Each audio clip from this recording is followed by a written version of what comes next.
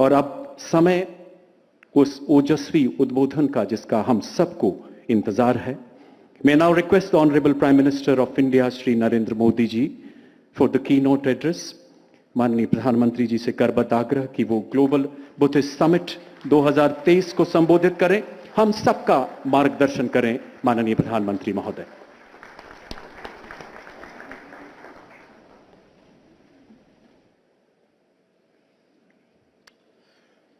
नमो बुद्धाय।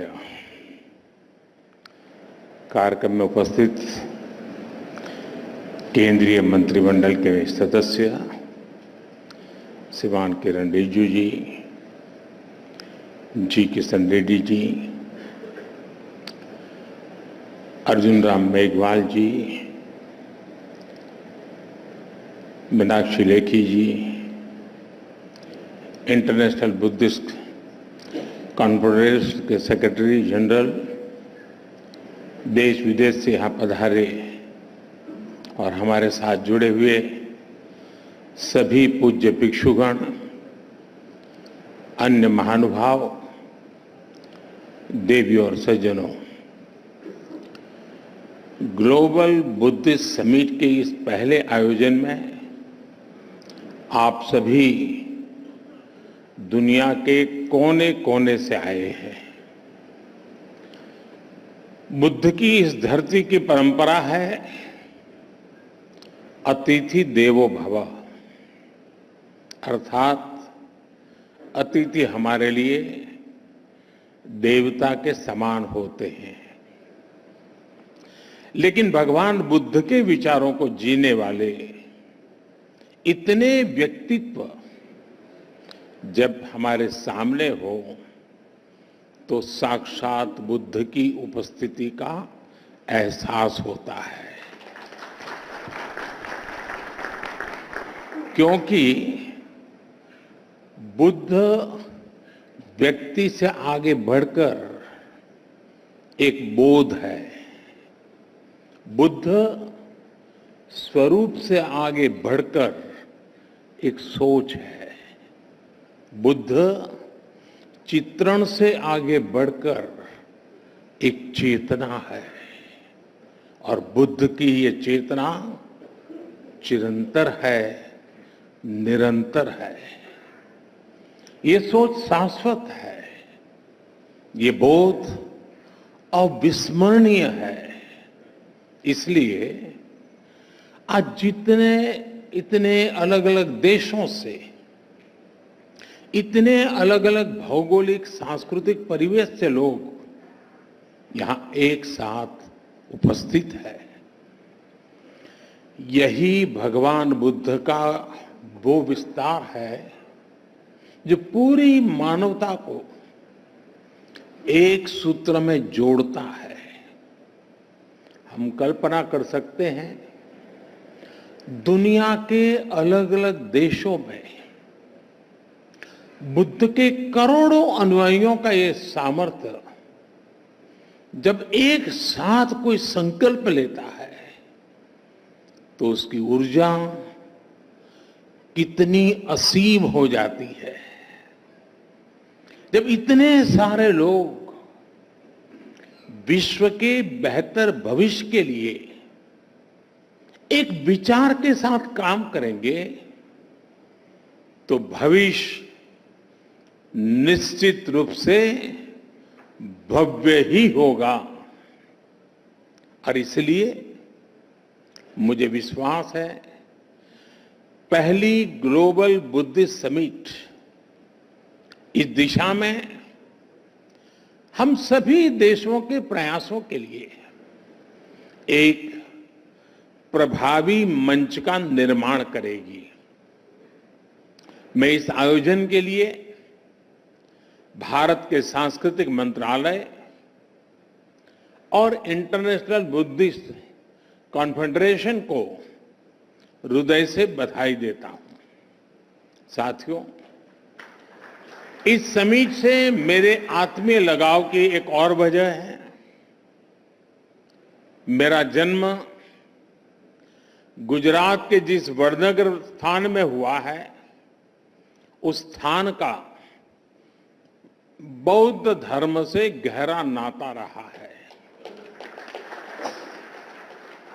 वडनगर से बौद्ध धर्म से जुड़े अनेक पुरातात्विक साक्ष्य मिले हैं। कभी बौद्ध यात्री ह्वेनसांग ने भी वडनगर का दौरा किया था और यहां पर मैंने जब प्रदर्शनी देखी, एक्सकेवेशन में जो चीजें लगी हैं, बहुत सारी चीजें विस्तार से यहां रखी हुई है। और संयोग देखिए कि जन्म मेरा वडनगर में हुआ और काशी का मैं सांसद हूं और वहीं सारनाथ भी स्थित है। साथियों, ग्लोबल बुद्धिस्ट समिट की मेजबानी का एक ऐसे समय में हो रही है जब भारत ने अपनी आजादी के 75 वर्ष पूरे किए हैं। भारत अपनी आजादी का अमृत महोत्सव मना रहा है। इस अमृत काल में भारत के पास अपने भविष्य के लिए विशाल लक्ष्य भी है और वैश्विक कल्याण के लिए नए संकल्प भी है। भारत ने आज अनेक विषयों पर विश्व में नई पहल की है और इसमें हमारी बहुत बड़ी प्रेरणा भगवान बुद्ध ही है। साथियों, आप सभी परिचित है कि बुद्ध का मार्ग है परियक्ति, पटिपत्ति और पटिवेद, यानी थियोरी, प्रैक्टिस एंड रियलाइजेशन। पिछले 9 वर्षों में भारत इन तीनों ही बिंदुओं पर तेजी से आगे बढ़ रहा है। हमने भगवान बुद्ध के मूल्यों का निरंतर प्रसार किया है। हमने बुद्ध की शिक्षाओं को जन जन तक पहुंचाने के लिए एक समर्पण भाव से काम किया है। भारत और नेपाल में बुद्ध सर्किट का विकास हो, सारनाथ और कुशीनगर जैसे तीर्थों के कायाकल्प के प्रयास हो, कुशीनगर इंटरनेशनल एयरपोर्ट हो, लुम्बिनी में भारत और आईबीसी के सहयोग से India international centre for Buddhist culture and heritage का निर्माण हो, भारत के ऐसे हर काम में पति पत्ती की प्रेरणा शामिल है। ये भगवान बुद्ध की शिक्षाओं का प्रतिवेद ही है कि भारत विश्व के हर मानव के दुख को अपना दुख समझता है। दुनिया के अलग अलग देशों में पीस मिशंस हो या तुर्की के भूकंप जैसी आपदा हो, भारत अपना पूरा सामर्थ्य लगाकर हर संकट के समय मानवता के साथ खड़ा होता है, मम भाव से खड़ा होता है। आज भारत के 140 करोड़ लोगों की इस भावना को दुनिया देख रही है, समझ रही है और स्वीकार भी कर रही है। और मैं मानता हूं इंटरनेशनल बुद्धिस्ट कॉन्फेडरेशन का ये मंच इस भावना को नया विस्तार दे रहा है। ये हम सभी like minded and like hearted देशों को एक परिवार के रूप में बुद्ध धम्म और शांति के विस्तार के नए अवसर देगा।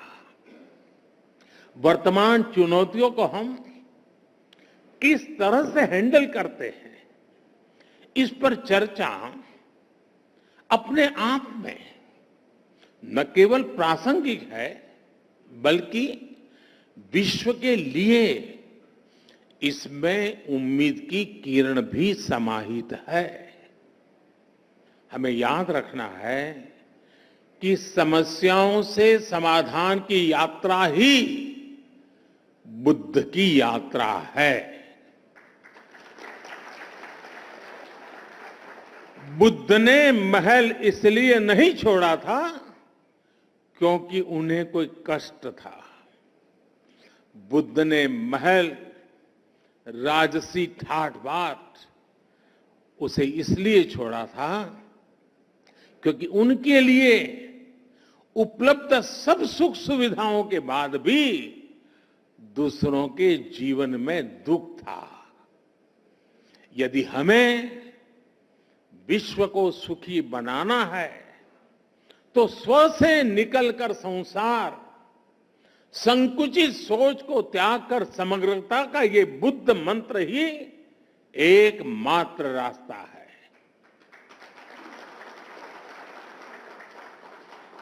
हमें हमारे आसपास गरीबी से जूझ रहे लोगों के बारे में सोचना ही होगा। हमें संसाधनों के अभाव में फंसे देशों के बारे में सोचना ही रहेगा। एक बेहतर और स्थिर विश्व की स्थापना के लिए यही एक मार्ग है, यही आवश्यक है। आज ये समय की मांग है कि हर व्यक्ति की, हर राष्ट्र की प्राथमिकता अपने देश के हित के साथ ही विश्व हित भी हो, ग्लोबल वर्ल्ड इंटरेस्ट भी हो। साथियों, ये बात सर्वस्वीकार्य है कि आज का ये समय इस सदी का सबसे चैलेंजिंग समय है। आज एक और महीनों से दो देशों में युद्ध चल रहा है, तो वहीं दुनिया आर्थिक अस्थिरता से भी गुजर रही है। आतंकवाद और मजहबी उन्माद जैसे खतरे मानवता की आत्मा पर प्रहार कर रहे हैं। क्लाइमेट चेंज जैसी चुनौती पूरी मानवता के अस्तित्व पर आफत बनकर मंडरा रही है। ग्लेशियर्स पिघल रहे हैं, इकोलॉजी नष्ट हो रही है, प्रजातियां विलुप्त हो रही हैं। लेकिन इस सब के बीच हमारे आप जैसे करोड़ों लोग भी हैं जिन्हें बुद्ध में आस्था है, जीव मात्र के कल्याण में विश्वास है। ये उम्मीद, ये विश्वास ही इस धरती की सबसे बड़ी ताकत है। जब ये उम्मीद एकजुट होगी तो बुद्ध का धम्म विश्व की धारणा बन जाएगा। बुद्ध का बोध मानवता का विश्वास बन जाएगा। साथियों, आधुनिक विश्व की ऐसी कोई समस्या नहीं है जिसका समाधान सैकड़ों वर्ष पहले बुद्ध के उपदेशों में हमें प्राप्त न हुआ हो। आज दुनिया जिस युद्ध और अशांति से पीड़ित है, बुद्ध ने सदियों पहले इसका समाधान दिया था। बुद्ध ने कहा था, जयन वेरन पसवती, जयन वेरन पसवती, दुखन सेति पराजितो, उपसंतो सुखन्न सेति, हित्व जय पराजय। अर्थात जीत वैर को जन्म देती है और हारा हुआ व्यक्ति भी दुख की नींद सोता है। इसलिए हार जीत, लड़ाई झगड़ा इन्हें छोड़कर ही हम सुखी हो सकते हैं। भगवान बुद्ध से ने युद्ध से उबरने का रास्ता भी बताया है। भगवान बुद्ध ने कहा है, नहीं वेरेन वेरानी सम्मंतिध उदाचन अवेरेन च सम्मंति एस धम्मो सनातनो। अर्थात वैसे बहुत बहुत बड़े कम शब्दों में बात बताई है, वैर से वैर शांत नहीं होता है, वैर अवैर से शांत होता है। भगवान बुद्ध का वचन है, सुखा संयस्य सामग्री समज्ञानम तपो सुखम। अर्थात संघों के बीच एकता में ही सुख समाहित है। सभी लोगों के साथ मिलजुल करके रहने में ही सुख है। साथियों, हम देखते हैं आज अपने विचारों, अपनी आस्था को दूसरों पर थोपने की सोच दुनिया के लिए बहुत बड़ा संकट बन रही है। लेकिन भगवान बुद्ध ने क्या कहा था? भगवान बुद्ध ने कहा था, अत्तानमेव पठनम, अत्तानमेव पठमन पति रूपे निवेशये। यानी कि पहले खुद सही आचरण करना चाहिए, फिर दूसरे को उपदेश देना चाहिए। आधुनिक युग में हम देखते हैं कि चाहे गांधी जी हो या फिर विश्व के अनेक लीडर्स, उन्होंने इसी सूत्र से प्रेरणा पाई। लेकिन हमें याद रखना है, बुद्ध सिर्फ इतने पर ही नहीं रुके थे। उन्होंने एक कदम आगे बढ़कर कहा था, अपदीपो भवः। यानी ये जो आगे का वाक्य है वही तो सबसे बड़ा आधार है, अपदीपो भवः। यानी अपना प्रकाश स्वयं बनो। आज अनेकों सवालों का उत्तर भगवान बुद्ध के इस उपदेश में ही समाहित है।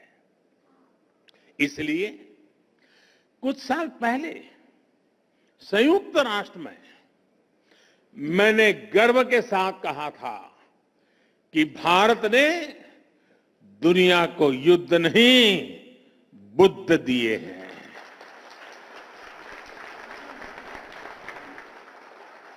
जहां बुद्ध की करुणा हो वहां संघर्ष नहीं, समन्वय होता है। अशांति नहीं, शांति होती है। साथियों, बुद्ध का मार्ग भविष्य का मार्ग है, सस्टेनेबिलिटी का मार्ग है। अगर विश्व बुद्ध की सीखों पर चला होता तो क्लाइमेट चेंज जैसा संकट भी हमारे सामने नहीं आता। ये संकट इसलिए आया क्योंकि पिछली शताब्दी में एक देशों ने और कुछ देशों ने दूसरों के बारे में, आने वाली पीढ़ियों के बारे में सोचना ही बंद कर दिया।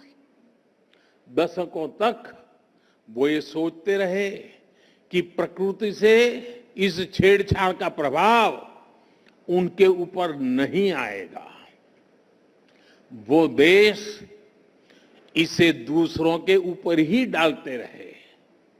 लेकिन भगवान बुद्ध ने धम्म पद में स्पष्ट रूप से कहा है कि जैसे बूंद बूंद पानी से घड़ा भर जाता है, वैसे ही लगातार की हुई गलतियां विनाश का कारण बन जाती है। मानवता को इस तरह सतर्क करने के बाद बुद्ध ने यह भी कहा कि अगर हम गलतियों को सुधारें, लगातार अच्छे काम करें, तो समस्याओं के समाधान भी मिलते हैं। माव मय्येथ पुण्यस, माव मय्येथ पुण्यस। न मन तन आग मिस्तति उद बिंदु निपाते न उद कुंभोपि पुरति धीरो पुरति पुण्यस थोकम थोकमपि आचिनन। अर्थात किसी कर्म का फल मेरे पास नहीं आएगा, ये सोचकर पुण्य कर्म की अवहेलना न करें। बूंद बूंद पानी गिरने से घड़ा भर जाता है, ऐसे ही थोड़ा थोड़ा संचय करता हुआ धीर व्यक्ति पुण्य से भर जाता है। साथियों, हर व्यक्ति का हर काम किसी ना किसी रूप में धरती को प्रभावित कर रहा है। हमारी लाइफस्टाइल है, चाहे जो हो, हम जो भी पहनते हो, हम जो भी खाते हो, हम जिस भी साधन से यात्रा करते हो, हर बात का प्रभाव होता ही होता है, फर्क पड़ता ही पड़ता है। हर व्यक्ति जलवायु परिवर्तन की चुनौतियों से लड़ भी सकता है। अगर लोग जागरूक होकर अपनी जीवन शैली में बदलाव करें तो इस बड़ी समस्या से भी निपटा जा सकता है। और यही तो बुद्ध का मार्ग है। इसी भावना को लेकर भारत ने मिशन लाइफ की शुरुआत की है। मिशन लाइफ यानी लाइफस्टाइल फॉर एनवायरनमेंट। ये मिशन भी बुद्ध की प्रेरणाओं से प्रभावित है, बुद्ध के विचारों को आगे बढ़ाता है। साथियों, आज बहुत आवश्यक है कि विश्व कोरी भौतिकता और स्वार्थ की परिभाषाओं से निकलकर भवतु सब मंगलम, इस भाव को आत्मसात करे। बुद्ध को केवल प्रतीक नहीं बल्कि प्रतिबिंब भी बनाया जाए, तभी भवतु सब मंगलम का संकल्प चरितार्थ होगा। इसलिए हमें बुद्ध के वचन को याद रखना है।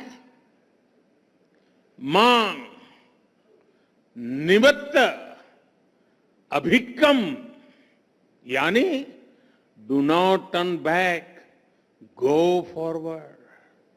हमें आगे बढ़ना है और लगातार आगे बढ़ते जाना है।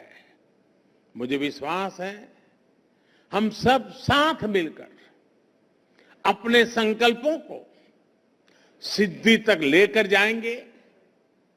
इसी के साथ आप सभी को एक बार फिर हमारे निमंत्रण पर यहां पधारने के लिए आभार भी व्यक्त करता हूं। और इस 2 दिवसीय विचार विमर्श से मानवता को नया प्रकाश मिलेगा, नई प्रेरणा मिलेगी, नया साहस मिलेगा, नया सामर्थ्य मिलेगा। यही भावना के साथ मेरी आप सबको बहुत बहुत शुभकामनाएं हैं। नमो बुद्धाय।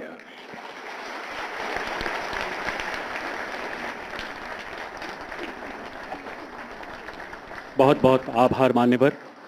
संत महात्माओं का सानिध्य माननीय प्रधानमंत्री जी के हृदय के हमेशा बेहद करीब रहा है। यतो धर्मस्ततो जय एवं सत्यमेव जयते की परंपराओं वाला हमारा भारत